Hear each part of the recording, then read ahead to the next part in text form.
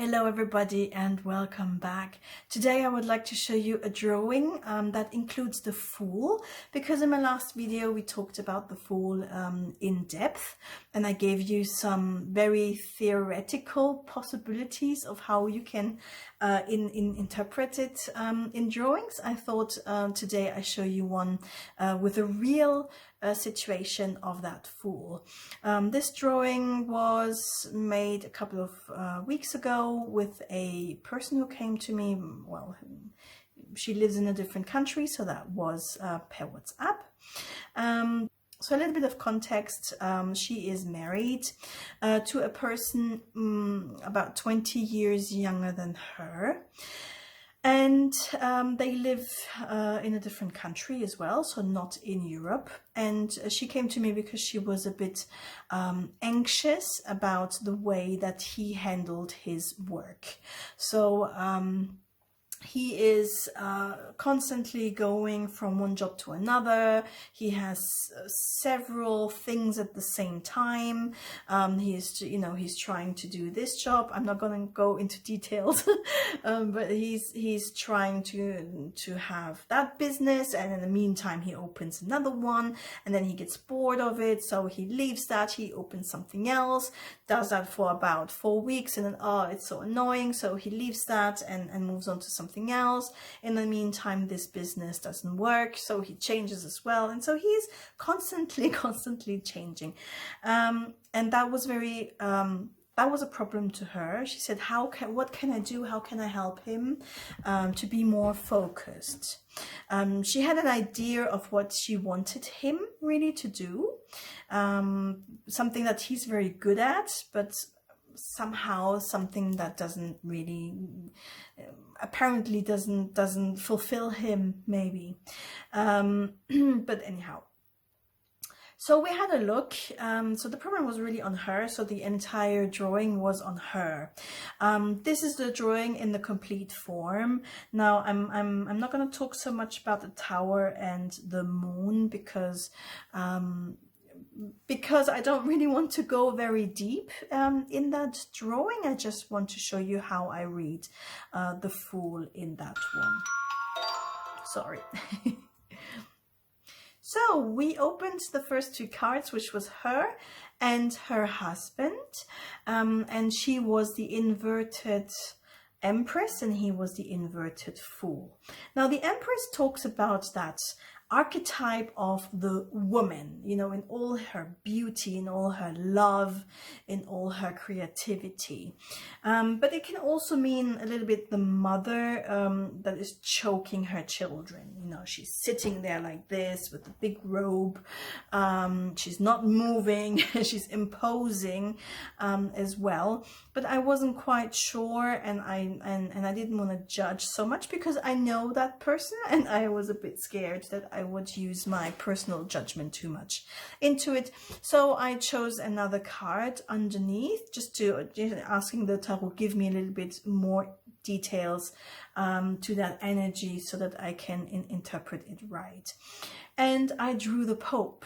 And yeah, so I was on the right path. The Pope is someone who teaches, but he can also be someone who imposes certain dogmas, who forces people to think like him. So I was definitely on the right path.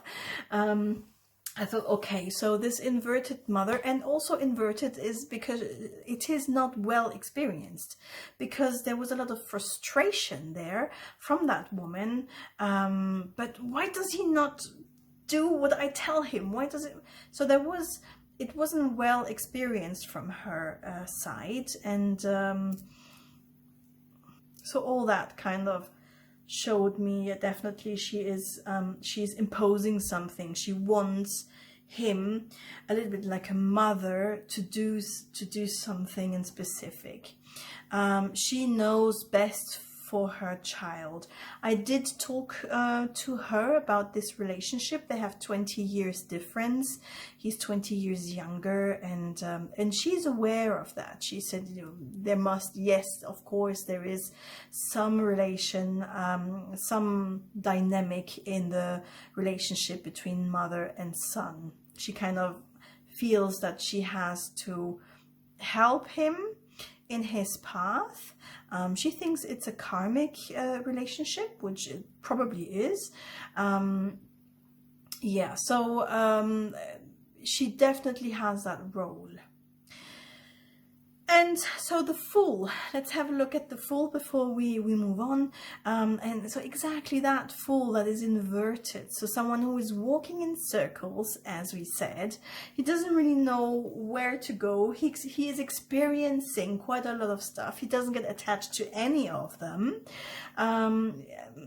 And it doesn't bring him any wealth, because we said the Fool is like the artist. It's someone who doesn't have money.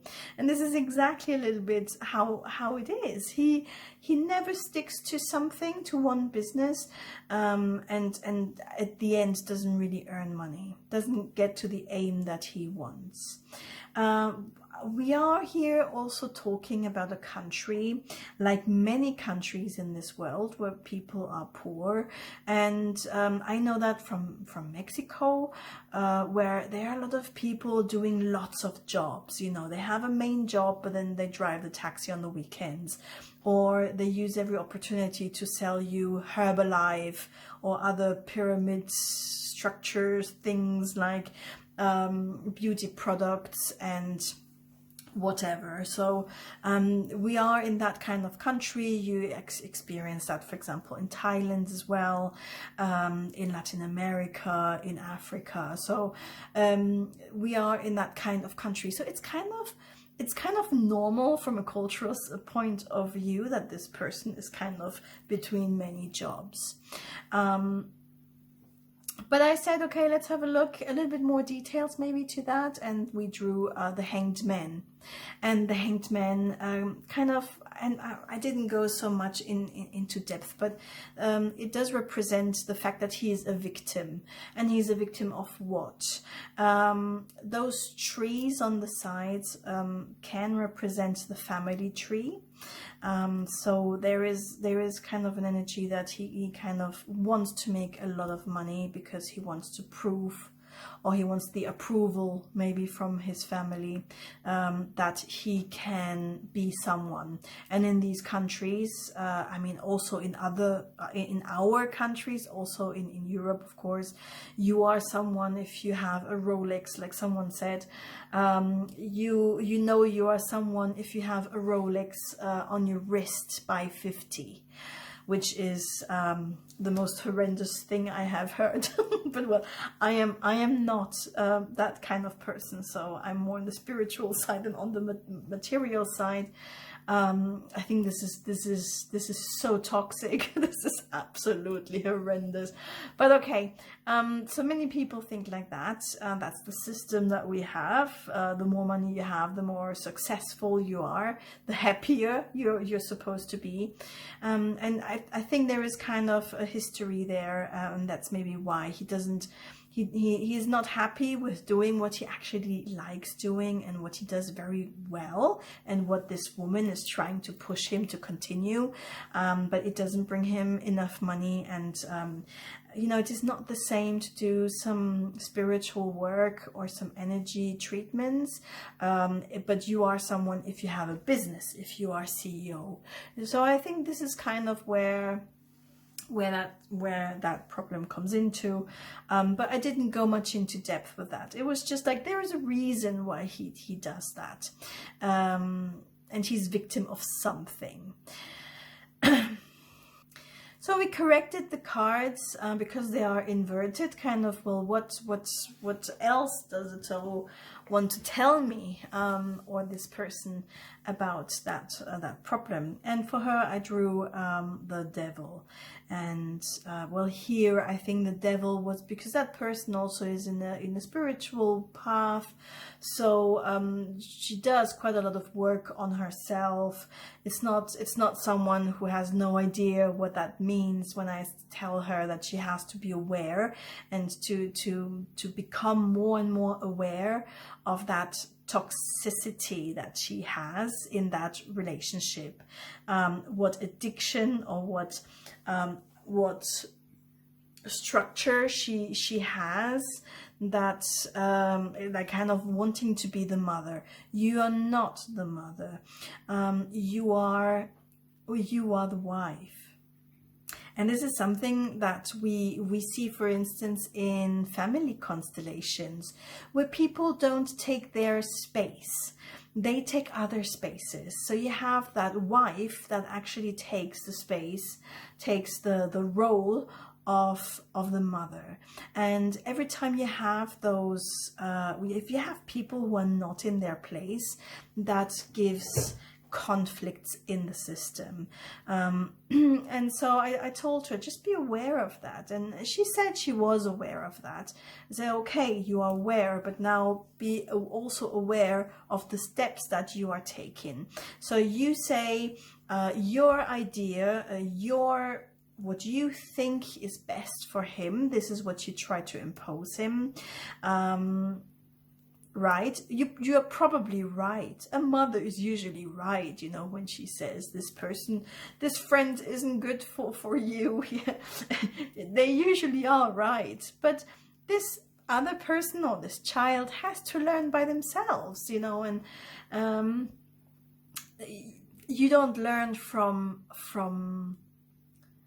being told, you learn from experiencing. And I drew, for him I drew the Chariot. And the Chariot is a card that says he needs to find his place in the world. Well, yes, he has. Everything that she wants for him is actually the solution for him. But he needs to find it by himself. And all those experiences that he is doing, that's running against the wall every single time, is something that he needs to experience. He needs to be that fool. And although you don't want to, sometimes you don't want your children to do certain mistakes, but they have to learn. They have to learn. And again, don't be that mother. A relationship, a healthy relationship usually works when you have one whole together with another whole.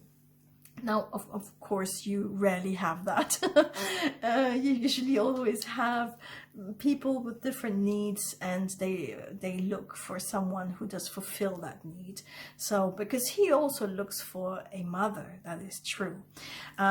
He looks for a mother who tells him that he doesn't do things right, so that he can be angry and that he can be like a 10-year-old. There are conflicts like that in that couple, where he is very immature and so on. But you can accompany, but you cannot impose. So I think that was the message of the whole thing. And it was confirmed a little bit by, quickly, by the Tower and the Moon. She has to change her structures because she lives in their country, not in hers. And the rules are different, and the ways are different. And the Moon also talked about that. So those two dogs kind of fighting with each other. They're two cultures confronting, clashing. And their ways of thinking and functioning are so deeply grounded in that water, that you will not change that. You will not change that. So you accept it, or this is not a situation that you can stay it. But I was confident that she would accept it, because she was already a little bit on that path. But sometimes you need to be reminded again. Here you are trying to be a mother, and yeah, be a mother. If that's the contract of that relationship, okay, then be a mother. But be a loving mother. Be a mother who is there to comfort, who gives advice. But then that's it. The rest is not in your hands. Yes, but it does affect me. His mistakes do affect me, she said, because it costs me money. Well, hold on. A mother or a father, like parents who are constantly helping out their children, don't help them grow either. So again, don't be that mother. I'm not judging the fact that there are relationships where one is the daddy and the girl, or the mother and the boy. This is just how things are. So I'm not judging that, but if you suffer from it, you have to be careful. You know, you can be a healthy mother to that person, or you can like parents, you know, constantly getting them out of trouble. That is not something that will help them grow. So here the same, they don't live in the same house either. So, well, you know, learn also to put limits there and say, I'm always here for you if you need me, but not in a material way. Not something, you know, until it doesn't put me into trouble, because, you know, I am not sacrificing myself. This is also kind of this mother, this negative mother who sacrifices herself. And I say negative very consciously, although the idea of a mother who sacrifices herself for her children, this is a cultural thing.